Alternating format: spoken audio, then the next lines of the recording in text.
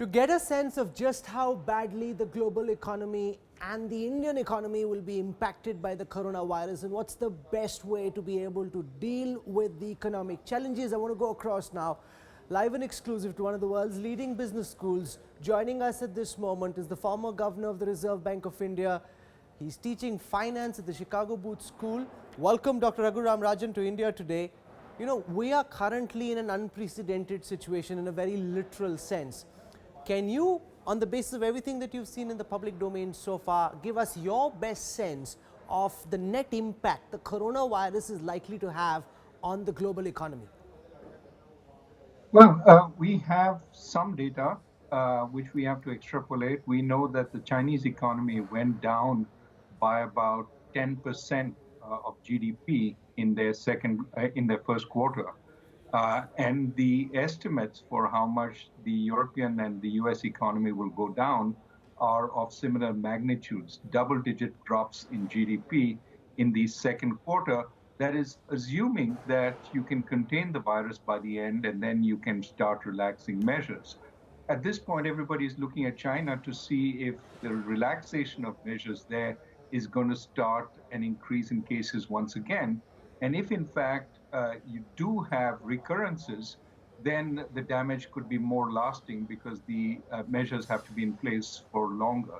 So this is the big unknown. How long will it take to get it under control? How much GDP will be lost in the process? And how much can be recovered when the measures are taken off? So How that about the extending markets. those estimates to the Indian context, because we don't know what the full extent of the coronavirus will be in India? Is it possible to get some sense of how badly hurt the economy will be? Because what we do know is that there is a complete shock to the economy at this moment. Mass factories being shut down, very few people being employed, lots of layoffs, people trying to go back to their villages. How will this translate into numbers, Dr. Rajan? Well, I think at this point, nobody knows. The key, however, is to make sure that a temporary shock doesn't become a more permanent shock. In other words, that we don't see a downturn, slow cash flows, slow revenues, no incomes for workers. And that leads to substantial layoffs, that leads to firms closing down. And when we do get the coronavirus under control, there's much less economic activity because those businesses don't start again. So we need bridges between now and then. For the most vulnerable households in India, of course, for the poor, for the migrants, we need ways to get money to them. So over this period of shutdown, they can keep body and soul together. But we also need to keep firms, the small and medium firms which have suffered shock after shock, we need to keep them from closing down if they're viable. And that decision is a careful one because we can't keep every firm alive given that we have limited resources, but we should keep the viable ones alive so that they can reopen. And similarly for the large firms. So this is a really careful process that has to be gone through over the next few months. There is a big debate raging in India and globally about whether this is the right opportunity to extend some kind of a universal basic income. In the Indian context, government revenue is already deeply overstretched and you need extra revenues to be able to take care of healthcare facilities. However, you have to also deal with all these people who don't have any money coming into their banks and their pockets. Do you believe that the government in India should seriously be considering some form of income support at this time, Dr. Rajan? Temporary income support as targeted as possible makes sense. But beyond that, we don't have the money. I think at this point, as you said, we need to prioritize. First off, we need to spend the money on medical facilities, on ventilators, on masks, on getting protective equipment for our brave doctors and nurses so that they can do the job. And that means bringing every resource in, whether it's private, public, defense, retired, get everybody in on the act and quickly create quarantine spaces. We simply need to keep those who are infected separate from each other. All this will require fiscal resources, and this is the highest priority. After this comes getting money to the households that are affected, whether in rural areas or urban areas. We do have means of getting it across to the rural areas much better. Urban areas, identifying the poorer households and getting money to them is going to be more difficult, but we need to do it. And then Only after that do we need to think about other measures, but no long-term measures at this point. Let's fix the problem first and then move ahead. Measures to cut taxes in the long term or to universal basic income in the long term. This is not the time to discuss that. Oh, you're saying this is not the time to be discussing universal basic income. Leave that for a later date, because there have been many calls. We've seen in the United States, the government announce some kind of relief measures. What Justin Trudeau did in Canada came in for much appreciation. You're taking a completely contrarian position. You're saying deal with the crisis first. This is not the time to try and roll out something big and ambitious. Not really. What I'm saying is targeted income transfers for a couple of months till we get over this. Hopefully, it's only a couple of months rather than many quarters. I think that makes sense. Relief to affected households, relief to the poor households, that makes sense. But universal basic income means paying these households forever. That, we don't have the resources or the time for doing that right now. Let's not talk about it. Let's talk about relief measures. That's what we need to be talking about. One of the things we've also seen after the coronavirus breakout is global supply chains being upended much more than earlier. What are the lessons do you believe Indian manufacturing, Indian government and the Indian economy needs to draw? Because at this time, there are several critical resources we need to import from companies like China and some in Europe, and suddenly they're saying this is no longer available to India. What are the lessons we need to draw, and what can we do in the immediate context, Dr. Rajan? In the immediate context, we have to just find wherever we can the necessary supplies, and to the extent they are elsewhere, we have to cajole, push, and this is a central government activity because state governments cannot do that. So we need the supplies wherever we can find it, and we can be assured that every country is trying to do this at this point. So we need to work as hard as we can and bring whatever pressures we can to bear on that. But beyond that, of course, it raises the question, do we have self-sufficiency in critical resources? And there is a value to thinking about that. But that's a medium-term issue. Do we have all the medical supplies we need, et cetera, et cetera? That's a medium-term issue. Short-term, we need to beat around the bush everywhere in the world to see where there are spares. China may have some, given that it's actually controlled the virus, and maybe that's where we look right now. What can central banks do in this context? There's one big demand that central banks should reduce interest rates and do that without waiting for the next monetary policy to come out. The other is, even if they did, given how risk capacity and investment capacity is completely gone for a knock, no matter what central banks do, it won't make any difference. What's your view, sir? How should the Reserve Bank of India be trying to intervene given all the dynamic at play? Well, I don't want to give advice to the Reserve Bank. They know what to do.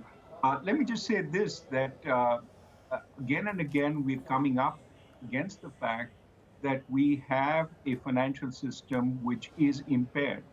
And of course, I've been saying for quite some time, we need to clean it up so it can function as necessary. And we see the problems right now when it, as you said, may not be able to offer the credit support that is needed to businesses.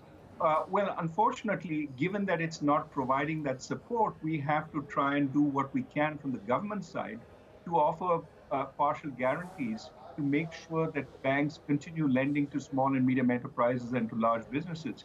But again, here we have to be careful that we have limited fiscal space. So there has to be some incentive for the banks also to take credit risk into account. We can't just write them a blank check. This has to be done very carefully, very cleverly. And obviously, as you say, it is harder when the banking system is impaired. But at this point, I would say take a cue from the central banks across the world, which are contributing to solving the problem by easing liquidity. Liquidity should not be a constraint, but also helping in credit. That is something we have to think about carefully since we already have large NPAs, but certainly some help is warranted. You know, Yuval Noah Harari, one of the world's leading historians, said the COVID-19 will ensure that the world as we know it changes forever.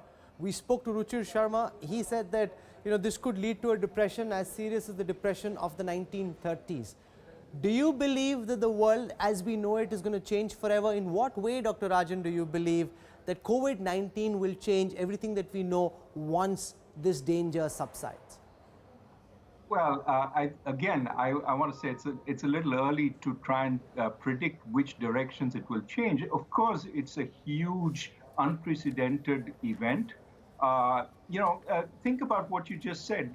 It could lead to countries being much more wary about having supply chains across borders because they know they can't rely on them in bad times. That could be one outcome.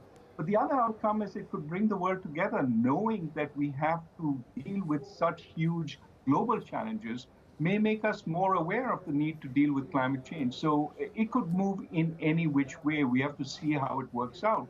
But of course, what matters is how long it lasts. And that's where the difference between a recession, which is almost surely on the cards now, versus a depression. If it lasts for a long time, we have significant subsequent waves after first suppressing it, then we may be heading for something deeper and more longer lasting.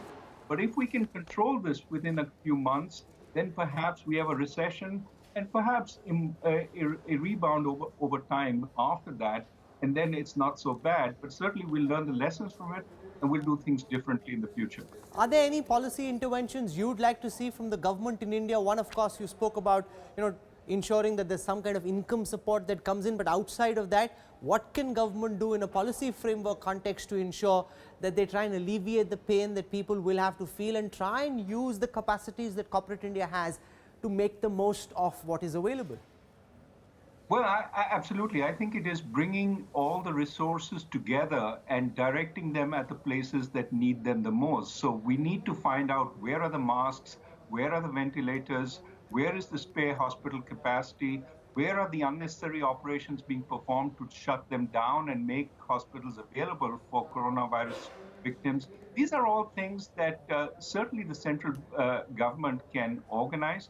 But I also think there are two very important things the government needs to do. One is communicate very clearly that this is a national emergency. Just because you don't have it today doesn't mean you won't have it tomorrow. And that even for young people, they are responsible for spreading it, even if they're not terribly badly affected. And so get everybody to start paying attention to hygiene, to washing, to isolation. That is something that the government, especially with our Prime Minister, who's a great communicator, has the ability to do. That has to go on in a big way. And these parties with, many people coming together, which, till a week ago seemed to be really prevalent, those have to stop. So that's one. Get serious about the problem. Second, accumulate knowledge about where the resources are. But most important, get the data out on where the infections are, where the deaths are, so that interventions can actually happen. So we need mass scale testing, of course, but beyond that, we need to make sure the data are out there for everybody to see, to learn from, and so that local governments, state governments, and national government can intervene. Without data, you're trying to fight this disease blind, and that is terrible. I'll leave it over there. At a time when there are so many variables and unknowns in the scenario that we are facing, it's always interesting to have somebody like Raghuram Rajan try and put this in context as best as is possible. But he said, till the time you don't know where the problem ends, you can't estimate the full extent to which this will damage the Indian and the global GDP. But a 10% contraction in GDP in the next quarter is what he thinks at least countries like China and Europe are looking at. I'll leave it over there. Dr. Raghuram Rajan for joining us from the Chicago Booth School of Business. Thank you very much, sir. Thank you.